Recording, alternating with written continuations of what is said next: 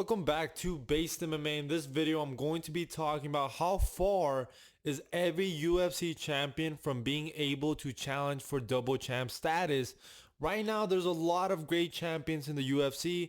And before I even get started with this video, please make sure to like and subscribe if you enjoy my content. And also in this video, I'm not going to be talking about women MMA divisions. I'm not going to be talking about the men's heavyweight division, right? Because men heavyweight, they can't really challenge for a double champ belt unless they're moving down to 205, which I don't really think Tom Aspinall is going to be moving down to the light heavyweight division. I don't even think the guy can.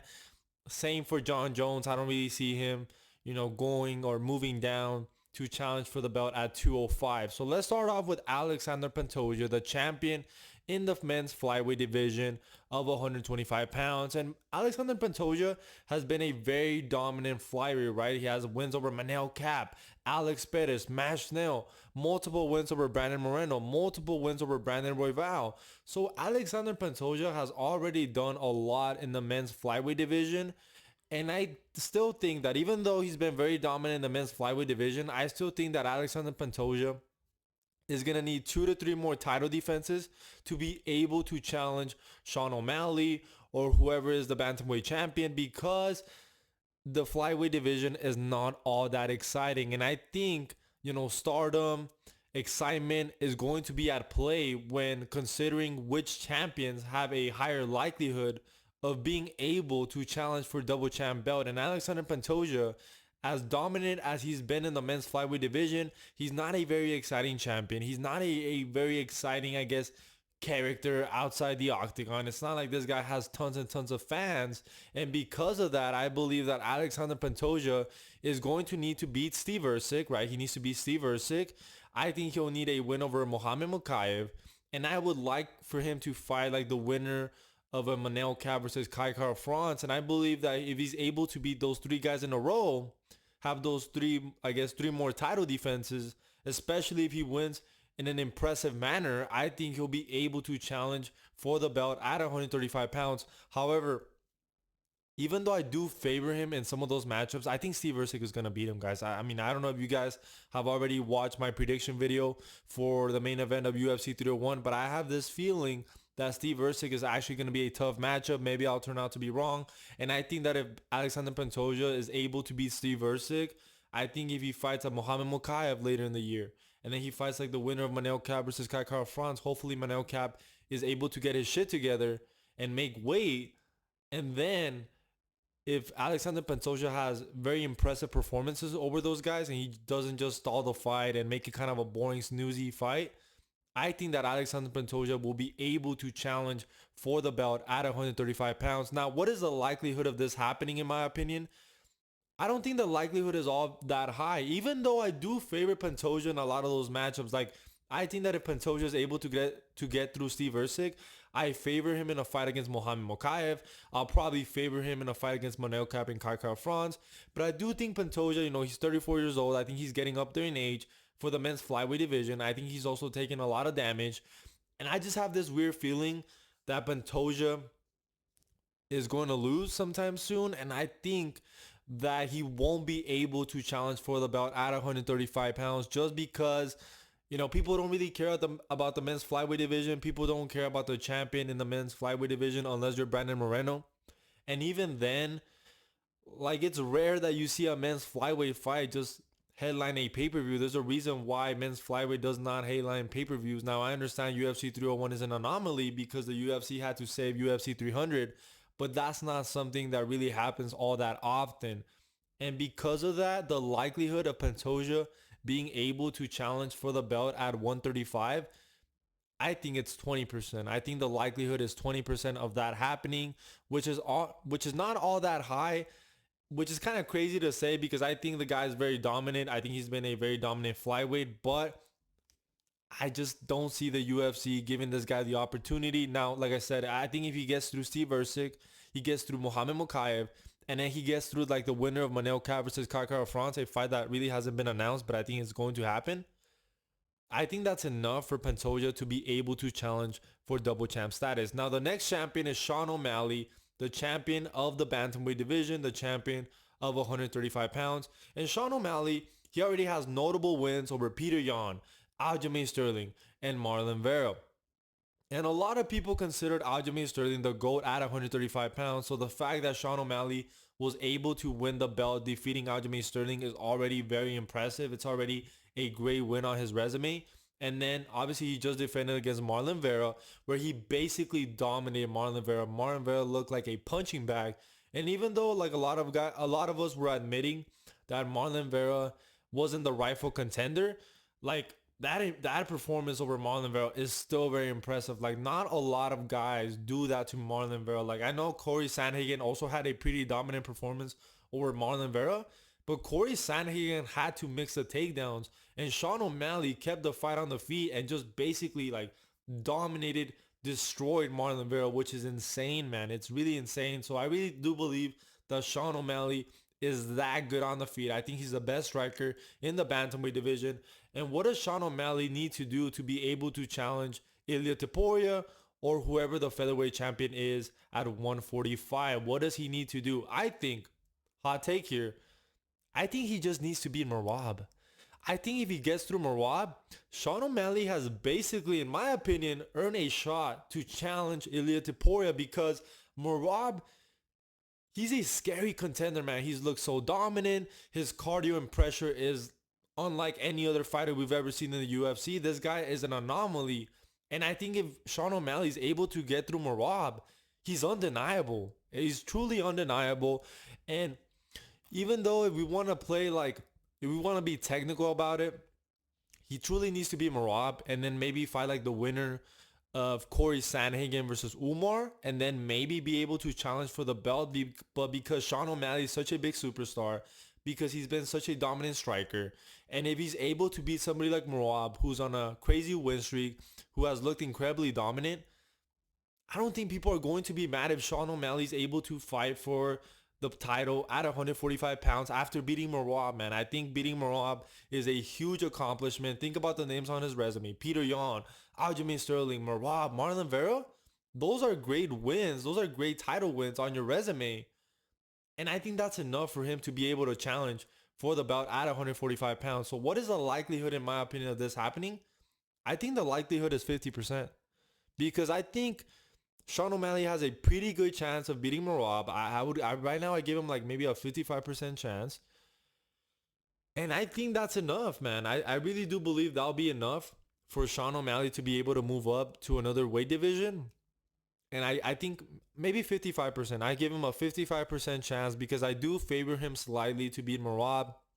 I think stylistically on the feet, Sean O'Malley is a nightmare for a lot of these guys. And Merab, we know he's going to try to take down Sean O'Malley. We know he's going to try to outpace him and break him down, take him down multiple times, control him on the ground. But Merab has never faced a striker like Sean O'Malley on the feet. He's never faced a guy with that kind of footwork, with that kind of like combinations, jabs, knees. He has to worry about so much on the feet against a Sean O'Malley that I think Sean O'Malley has a very, very good chance of beating Merab. And because of that, I also think he has a very good chance of being able to challenge for the belt at 145 pounds. Now, the next champion is Ilia Topuria, the featherweight champion at 145 pounds.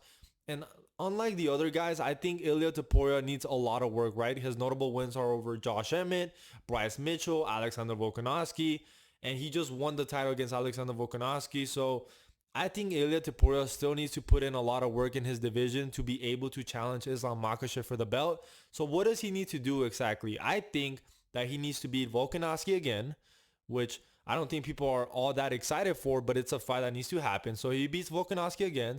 And then I think he needs to fight Max Holloway. That's undeniable. Like Ilia Topuria needs to fight Max Holloway, especially now that Max Holloway, he's getting a lot of hype. He just beat Justin Gaethje. He put a very impressive performance over him. Has a viral knockout over Justin Gaethje. I think people are going to want to see Topuria versus Max Holloway.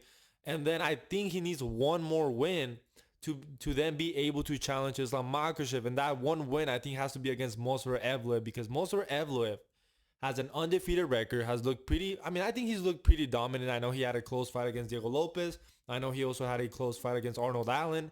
But besides that, Movsar Evloev, he's on a crazy win streak. He's also undeniable. So I think that if Ilia Topuria is able to beat Volkanovski again, then get a win over Max Holloway, and then get a win over Movsar Evloev, that's enough, in my opinion, for him to be able to challenge Islam Makhachev. And maybe you guys are going to disagree with that. Maybe some of you guys are going to say, oh no, he needs more wins. But I'm going to be honest with you guys. Like, it's not only about the amount of title defenses, it's about who you're doing it against. Like, if he's able to beat Volkanovski, the guy that was so dominant in the featherweight division. I know many of you guys are going to say, oh, he's washed. He just got knocked out. Okay, whatever. Then he fights a Max Holloway who looks like he's entering like his prime again, or he's getting even better with his confidence at an all-time high. If he's able to beat Max Holloway, and then if he's able to beat Movsar Evloev, who's undefeated, I mean, those quality wins are enough, in my opinion, for Ilia Topuria to be able to challenge Islam Makhachev. What is the likelihood of this? I give him, man, I give him a 65% chance, man, because I really favor him in a matchup against Volkanovski. I favor him in a matchup against Max Holloway. I do think Max Holloway could be kind of a tricky matchup because Max Holloway has really good footwork, he has really good volume. He has an amazing chin, but I do think Topuria could be that guy to crack Max Holloway's chin. His boxing has looked absolutely incredible. You don't really see a lot of guys in the featherweight division with the kind of power that Topuria has. So we'll see how that fight turns out. I could see it being a very close fight where maybe it goes to the scorecards. Somebody gives it to Max Holloway, another judge gives it to Ilia Topuria. I see it being that type of fight. And then I think Topuria beats Movsar Evloev unless Movsar Evloev really improves his striking, or maybe is so dominant on the ground against Ilia Topuria. But we know Topuria has amazing wrestling. We know he has amazing jiu-jitsu. So I think that's kind of a bad stylistic matchup for Movsar Evloev. So because of that, I think that Topuria has a 65% chance of being able to challenge for the belt at 155 pounds. Islam Makhachev, the lightweight champion at 155 pounds. He has notable wins over Charles Oliveira, Alexander Volkanovski twice, Bobby Green, Dan Hooker, Thiago Moises, Drew Dober. And I think that of all the champions right now in the UFC, Islam Makhachev has the clearest path to double champ status. I think he needs to defend his belt against Dustin Poirier, beat Dustin Poirier, and then defend his title later this year against Arman Tsarukyan. And once he beats Arman Tsarukyan, I think Islam Makhachev deserves to challenge for the belt at 170 pounds against Leon Edwards. And what is the likelihood of this happening? I think the likelihood of this happening is 80%. I really believe Islam Makhachev is that good. I favor him against Dustin Poirier. I think most people are going to be picking Islam Makhachev to beat Dustin Poirier. And I still favor him to beat Arman Tsarukyan. Look, I know Arman Tsarukyan is coming off that win over Charles Oliveira, where it was impressive. We all knew he had elite grappling. But he didn't really do anything all that crazy against Charles Oliveira. He didn't do anything all that different, right? He was able to neutralize Charles Oliveira on the ground. He used his elite grappling. He is getting better on the feet, but I don't really think Arman Tsarukyan is that good on the feet to beat Islam Makhachev. I think Islam Makhachev is going to beat him on the feet. He's so defensively sound, and I don't see Arman Tsarukyan having a lot of success on the ground. So I think the likelihood of Islam Makhachev being able to challenge Leon Edwards for the belt at 170 pounds is 80%. I think out of all the champions, Islam Makhachev, well, maybe not all the champions. I think Alex Pereira also has a pretty clear path, which I'm going to get into. But I think Islam Makhachev has an 80% chance of being able to challenge Leon Edwards. Now, Leon Edwards, the welterweight champion at 170 pounds. Now, the welterweight champion, Leon Edwards, Leon Edwards already has obviously 2 impressive wins over Kamaru Usman, where the second fight he shocked the world. He's just defended his title against Colby Covington, put a pretty dominant performance over Colby Covington. And what does Leon Edwards have to do to be able to challenge for the belt in the middleweight division? I think Leon Edwards kind of has a hard path to be able to do that, right? Obviously, we know Leon Edwards is most likely going to defend his belt next against Belal Muhammad. I think he'll beat Belal Muhammad probably by a decision. Probably not going to be an entertaining fight, but I hope that the fight actually turns out and actually delivers, and maybe I'll be wrong about the fight. I mean, we saw how Leon Edwards was a lot more aggressive and had more of that killer mindset against Belal Muhammad in that first fight. But I think he beats Bilal Muhammad by decision. I think Bilal Muhammad is a little bit older than that. I believe he's 35 years old. You know, he hasn't fought since he fought Gilbert Burns, and I just think Leon Edwards is in his prime right now. So I think Leon Edwards will beat Bilal Muhammad by a decision. And this is where it gets hard for Leon Edwards, right? Because I think Leon will then have to fight the winner of JDM versus Shavkat Ramonov, which I think most of us are going to be favoring Shavkat Ramonov to beat JDM. And I'm gonna be honest with you guys. I don't think Leon beats Shavkat. Now, maybe Shavkat isn't all that good. I really think Shavkat is all that good. He has really good striking. He has power on the feet. Obviously, he's not as technical, as savvy as Leon Edwards, but he has a power advantage. He has a chin advantage. He has a grappling advantage. So there's a lot of things that I like about Shavkat. I like about his style against Leon Edwards, and I really do favor Shavkat Ramonov to beat Leon Edwards. But in my opinion, for Leon Edwards to be able to challenge for the middleweight belt, I think that if he beats Bilal Muhammad and then he beats like a Shavkat Ramonov, I think that's enough for Leon Edwards. And like I mentioned before, it's all about the quality of wins. Like if you're able to beat Shavkat Ramonov, man, the guy that's undefeated, has looked so dominant and so scary in the welterweight division, then I truly believe Leon Edwards has earned the shot to challenge Dricus du Plessis or whoever the middleweight champion is. But the likelihood of that happening, I think is 30%. I really do not favor Leon Edwards to beat Shavkat Ramonov. Maybe Bilal Muhammad will even surprise us and beat Leon Edwards, right? He's been waiting for this moment. He has beef against Leon Edwards. But I still favor Leon Edwards to slightly beat Bilal Muhammad by a decision. I could see it being a very competitive fight. But I think he's going to run into problems once he faces Shavkat Ramonov. And I really don't see JDM beating Shavkat. Now, if JDM beats Shavkat, then maybe JDM will also be a problem for Leon Edwards. I think, there's going to come a fighter that's going to be able to expose Leon Edwards, because even though he's so technical on the feet, even though he's a masterful striker, right? He's very, he's an amazing striker, right? It's hard to stand with Leon Edwards and win that fight.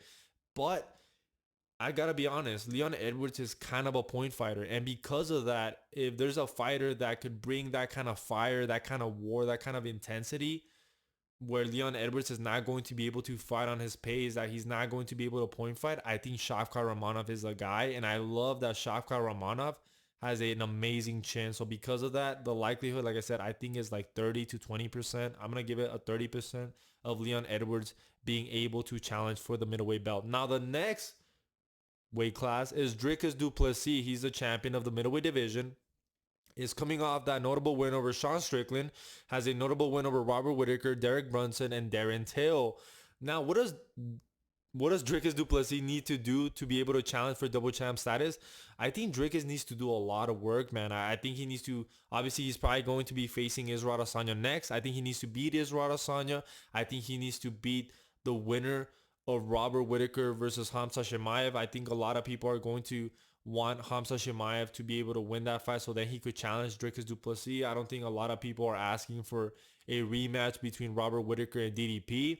So because of that, I think Dricus needs to beat Adesanya, which is a tough ask, man. I think Adesanya, when Adesanya is a contender, he brings it, man. He brings it. He gets on the EPO, and he just has this crazy knockout power like we saw in that Alex Pereira rematch.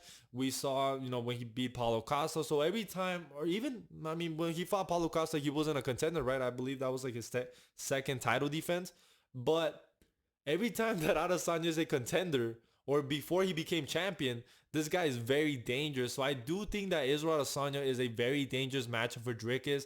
I don't believe that Dricus really has anything for Adesanya on the feet. And I don't know if Dricus can implement a similar game plan that Sean Strickland was able to do in his fight against Adesanya. And because of that, that's a tough fight, right? I think that fight is going to be a tough fight. I could see a lot of people picking Adesanya, especially now that Dricus had a very close and competitive fight against Sean Strickland, even though that doesn't really make a lot of sense, right? Because Sean Strickland basically dominated Adesanya.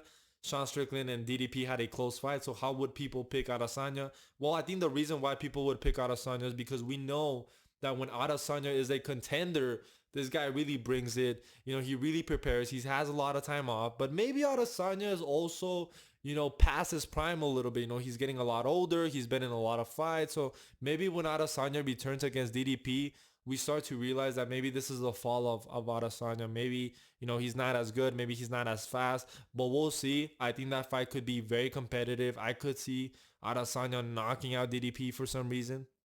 But let's say Dricus gets through Adesanya. He needs to fight the winner of Hamza Chimaev and Robert Whittaker.